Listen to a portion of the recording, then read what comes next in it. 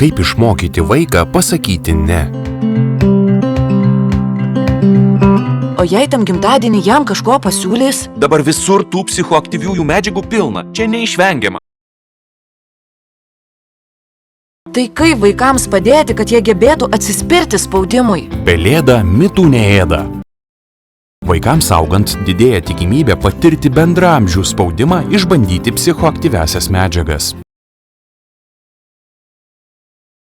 Taigi, kaip išmokyti vaiką pasakyti ne? Sukurkite su vaikais atsisakymo strategiją labiausiai tinkančią tipiškoms situacijoms. Aptarkite skirtingus atsisakymo būdus.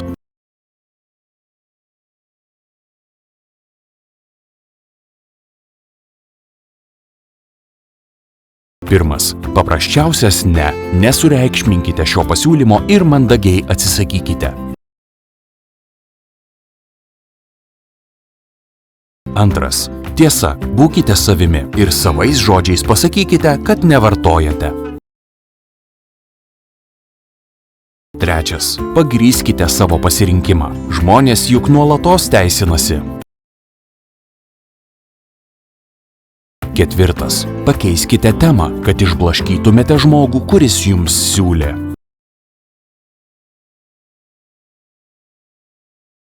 Penktas. Pasitraukite iš situacijos. Pasakykite ne ir nueikite prie kitų žmonių. Šeštas. Sugedusios plokštelės metodas. Pateikite vieną priežastį, kodėl nenorite vartoti ir ją kartokite. Neįsitraukite į ginčą. Tiesiog pakartokite priežastį, jei jūs toliau spaudžia.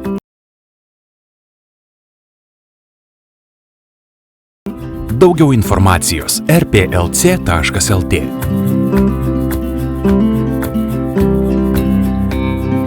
Pelėda mitų neėda.